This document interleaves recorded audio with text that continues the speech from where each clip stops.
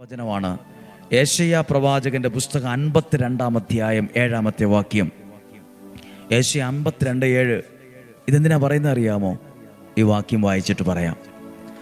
സത്വാർത്ത അറിയിക്കുകയും സമാധാനം വിളംബരം ചെയ്യുകയും രക്ഷയുടെ സന്ദേശം പ്രഘോഷിക്കുകയും സിയോനോട് നിന്റെ ദൈവം ഭരിക്കുന്നുവെന്ന് പറയുകയും ചെയ്യുന്നവൻ്റെ പാദം മലമുകളിൽ എത്ര മനോഹരമാണ്. ആരുടെ പാദമാണ് മനോഹരം? നമ്മുടെ ഭാഷയിൽ പറഞ്ഞാൽ ദൈവവചനം കേൾക്കുന്നു, അനേകർക്ക് അത് എത്തിച്ചു കൊടുക്കുക. നിങ്ങളിത് കാണുന്നുണ്ടോ? നിങ്ങളിത് കേൾക്കുന്നുണ്ടോ? ഇങ്ങനെയൊരു പ്രാർത്ഥനയുണ്ട്. കുടുംബക്കാർ, പള്ളിക്കാർ, ദേശക്കാർ, നാട്ടുകാർ. ചിലർ നമ്മളോട് ദേഷ്യപ്പെടും, ചിലർ നമ്മളെ കളിയാക്കും, അയച്ചേക്കല്ലെന്ന് പറയും. ചിലർ പറയും ഞങ്ങളിത് കേൾക്കുന്നുണ്ട്, ഇനി ഞാൻ അയക്കുന്ന എന്തിനാ? നമ്മളിലൂടെ ഒരാൾ ദൈവത്തെ കൊടുത്താൽ അവൻ്റെ പാദം മലമുകളിൽ മനോഹരമായിരിക്കുന്നു. ഒന്നും കൂടെ വായിച്ചേ. സദ്വാർത്ത അറിയിക്കുകയും, സദ്വാർത്ത ദൈവവചനം കേൾക്ക്, പ്രാർത്ഥിക്ക്, കുഞ്ഞുങ്ങളെ കൂടി ഓർത്ത് പ്രാർത്ഥിക്ക്, സമാധാനം വിളംബരം ചെയ്യുകയും രക്ഷയുടെ സന്ദേശം പ്രഘോഷിക്കുകയും സിയോനോട് നിന്റെ ദൈവം ഭരിക്കുന്നുവെന്ന് പറയുകയും ചെയ്യുന്നവൻ്റെ, ദൈവത്തെ കൊടുക്കുന്നവൻ്റെ, സമാധാനം കൊടുക്കുന്നവൻ്റെ, പ്രാർത്ഥന കൊടുക്കുന്നവൻ്റെ പാദം മലമുകളിൽ എത്ര മനോഹരമാണ്. നമ്മളതാണല്ലോ ലക്ഷക്കണക്കിന് ആളുകൾ ഇന്ന് വചനം കേൾക്കുന്നത് നിങ്ങളിലൂടെയാണ്. നിങ്ങളുടെ ഫോണിലൂടെ എത്ര പേരാ വചനം കാണും, നിങ്ങളിലേക്ക് എത്ര പേരാ അയക്കുന്നത്? കാര്യം പറഞ്ഞാൽ ഫോൺ ഹാങ് ആവുമെന്നൊക്കെ തോന്നിയാലും സുവിശേഷം, ദൈവത്തിൻ്റെ വചനം കേൾക്കാൻ ചിലർ കാണത്തില്ല, കേൾക്കത്തില്ല, അത് വേഗം കളയും. സാരമില്ല, അവരുടെ ഫോണിലൊന്നും അത് എത്തിയല്ലോ. ദൈവത്തിൻ്റെ വചനത്തെ കൊടുക്കുന്നവരുടെ പാദം മലമുകളിൽ മനോഹരമായി നിലകൊള്ളും. ഇന്ന് വചനം കേൾക്കുന്ന നിങ്ങളോട് ഈ വചനമല്ല പറയാൻ ഉദ്ദേശിച്ചത്. പിള്ളേർക്ക് വേണ്ടി പ്രാർത്ഥിക്കുന്ന ദിവസവും മാസവും ആണല്ലോ. ഈ വചനം ഒന്നെടുത്തേ. ജോബിൻ്റെ പുസ്തകം 24-ാം അധ്യായം 23-ാമത്തെ വാക്യം. അതാണ് ഇന്ന് ശ്രദ്ധിക്കുന്ന വാക്യം. ഞാനതൊരു ആമുഖം പോലെ ഈ കുഞ്ഞു സമയത്ത് പറഞ്ഞതേ ഉള്ളൂ. 24, ജോബ് 24:23. ദൈവം അവർക്ക് സുരക്ഷിതത്വം നൽകി സഹായിക്കുന്നു, അവരുടെ വഴികളിൽ അവിടുത്തെ ദൃഷ്ടികൾ പതിഞ്ഞിരിക്കുന്നു. ഇതാ നടക്കുന്നത്, ഇതാ സംഭവിക്കുന്നത്.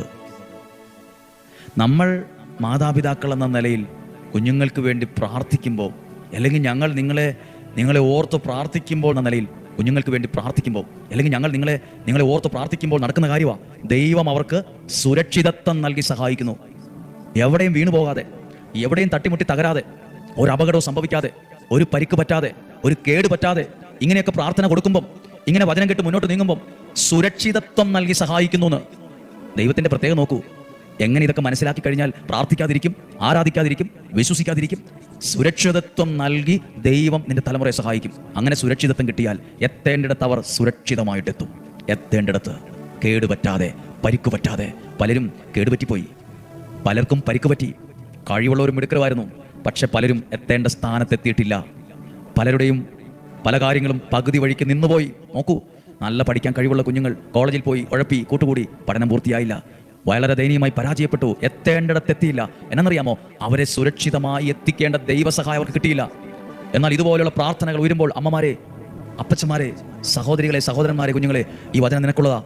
ദൈവം അവർക്ക് സുരക്ഷിതത്വം നൽകി സഹായിക്കും. യാത്രയിൽ, പഠനത്തിൽ, കോളേജിൽ, ഹോസ്റ്റലിൽ, വിദേശങ്ങളിൽ, ഏത് രാജ്യത്താകട്ടെ സുരക്ഷിതത്വം നൽകി സഹായിക്കും. അടുത്ത വാക്യമോ? അവരുടെ വഴികളിൽ അവിടുത്തെ ദൃഷ്ടികൾ പതിഞ്ഞിരിക്കുന്നു. അവർ എതിലേ പോകുമ്പോഴും ദൈവത്തിൻ്റെ കണ്ണുകൾ അവർക്ക് നേരെയുണ്ട്.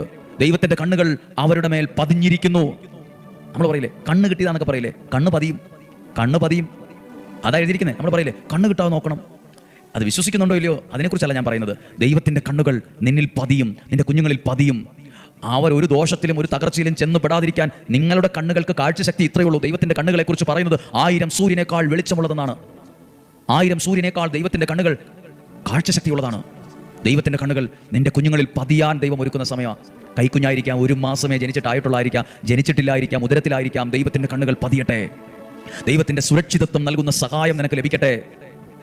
നിങ്ങളുടെ കുഞ്ഞുങ്ങൾ 1-ാം ക്ലാസ്സിലായിരിക്കാം, 2-ലായിരിക്കാം, 3-ലായിരിക്കാം, 4-ലായിരിക്കാം, 5-ലായിരിക്കാം, 6-ലായിരിക്കാം, 7, 8, 9, 10, +1, +2, ഉന്നത വിദ്യാഭ്യാസം, വിദേശ രാജ്യങ്ങളിൽ ജോലി ആയിട്ടില്ല, അവരുടെ കാര്യങ്ങൾ തീരുമാനമായിട്ടില്ല, അവരുടെ വിവാഹം നടന്നിട്ടില്ല, ഇങ്ങനെ ഓരോ കാര്യങ്ങളില്ലേ. ദൈവത്തിന്റെ ദൃഷ്ടികൾ അവരിൽ പതിഞ്ഞിരിക്കുന്നു. ദൈവത്തിന്റെ ദൃഷ്ടി നിന്റെ കുടുംബത്തിൽ പതിഞ്ഞിരിക്കുന്നു.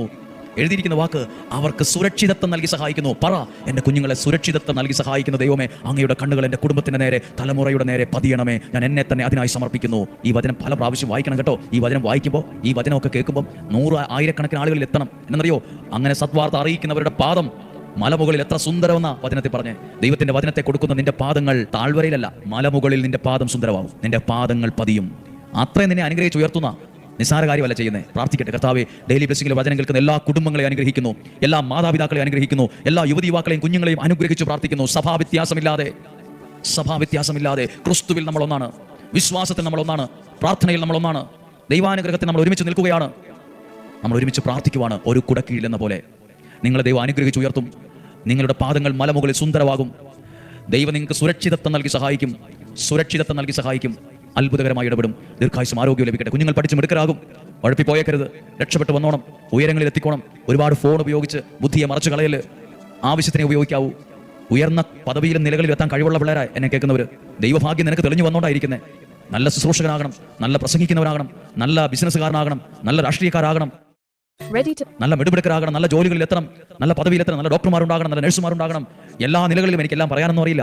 എല്ലാ നിലകളിലും എത്താൻ കഴിവുള്ളവർ എന്നെ കേൾക്കുന്നുണ്ട്. മിടുക്കരാകാനുള്ള എല്ലാ ഭാഗ്യവും ദൈവം സുരക്ഷിതത്വം നൽകി നിന്നെ സഹായിക്കും. ഉയർന്ന നിലകളിലെത്തും കേട്ടോ. അതിനോട് എല്ലാ അനുഗ്രഹമാണ് കിട്ടുന്നത്. പ്രാർത്ഥിക്കാം. കർത്താവേ, രോഗങ്ങളിൽ നിന്നും, അപകടങ്ങളിൽ നിന്നും, ദുർമരണത്തിൽ നിന്നും, മുപ്പത്താത്ത മരണത്തിൽ നിന്നും, ചതികളിൽ നിന്നും, വഞ്ചനയിൽ, നിരാശയിൽ നിന്നും, കുറ്റബോധത്തിൽ നിന്നും ഒക്കെ ഞങ്ങളെ സംരക്ഷിക്കണമേ, സൂക്ഷിക്കണം. ദീർഘായുസ്സും ആരോഗ്യവും സന്തോഷവും സമാധാനവും നിലനിൽക്കുന്ന ഐശ്വര്യവും തരണമേ.